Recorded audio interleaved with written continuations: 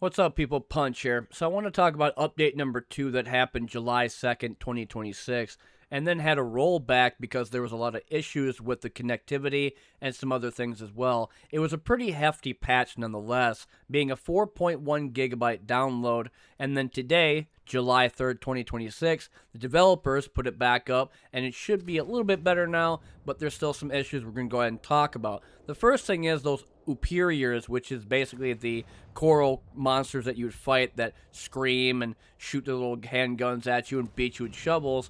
They are now able to man cannons, would be 70 mil, 80 mil, 40 mil, doesn't really matter. And I do have a clip from my stream to where a 40 millimeter cannon was being fired at me from a fort.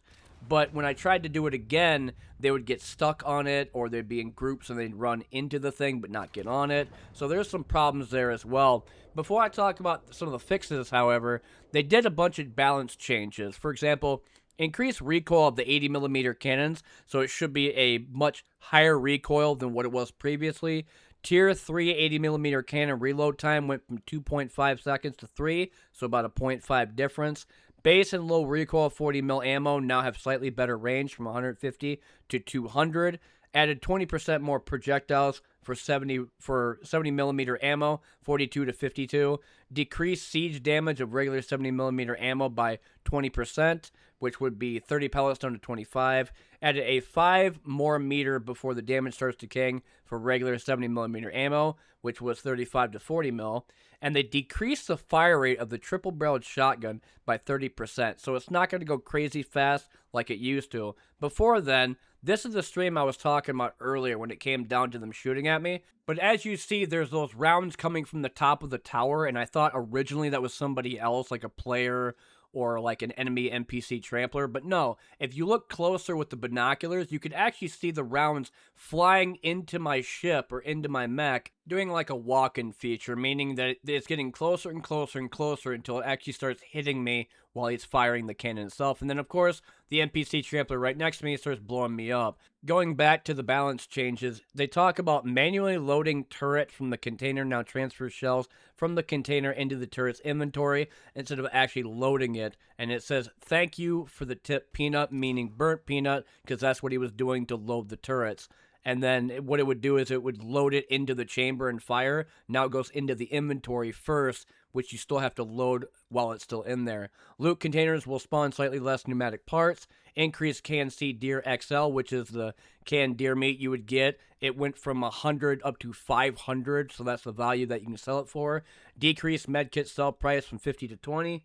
Increased sell price of small valuables and valuables by 1. It was 3, now it's 4, and 6, and now it's 7. But those were the balance changes. Now it comes to the actual change list for update number 2. Fixed an issue that caused servers to become unavailable, and players were stuck on the connecting screen because of this issue. We reverted yesterday's update. Improved BattleEye behavior to decrease false positive bans, which some people were getting banned for no reason, even though they didn't do anything.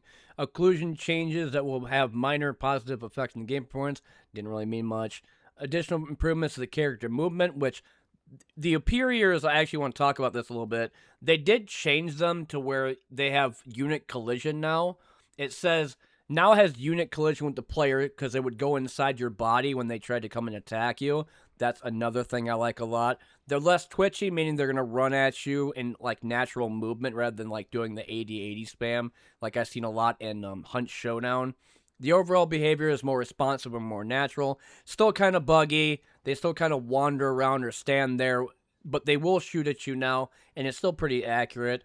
They can now use cannons, as I said earlier, except for the shotgun, which made more sense now that I actually read it, because whenever I seen them on a 40 or 80 mil, they would get on it, but a 70 mil, they don't really touch it. They will leave the cannon when the player gets close to them. So whenever I'm getting closer and closer to the building, they'll leave it and go and shoot me with their normal handguns. They added a gas giant next to Sophie, improved design for some pop-ups, which the pop-up thing I wish I could just get rid of. Like, I'm hoping they allow me to go in the settings and turn it off because it does get annoying after a while, especially when I know how to play the game after a bunch of different betas and then now playing like 30, 40 hours into the early access build. So whenever they decide to add that, I cannot wait so I could turn it off finally and not deal with it. It's just a minor annoyance right now. Fixed an issue for some of the crew compartments where character would respawn outside the compartment. Fixed exploits where items could be duplicated. Fixed the issue when some doors may be restored improperly after fixing the compartment with the repair kit. Fix the issue where visually the door is displayed as broken after being fixed with the repair kit. And fix the issue where the expedition will end for the player even though their teammates are still alive. This would also cause issues with receiving the loot after the expedition. Fix the issue where players could get into the compartments by sliding on the entrance group ladder. And then an issue where toggle and combined sprint settings didn't work properly or as intended. Fix the issue where matchmaking preferences were not saved between expeditions. Had an annoying problem with that. Fix the issue where incorrect crew sizes were shown during loading. And I think that was the only thing I've seen so far in terms of the specific update, other than like there was something to do with the grenade pin no longer gets pulled automatically in Outlaws controls. Oh, and there were a couple things about the character controller in general. Fix the issue with getting stuck on difficult terrain.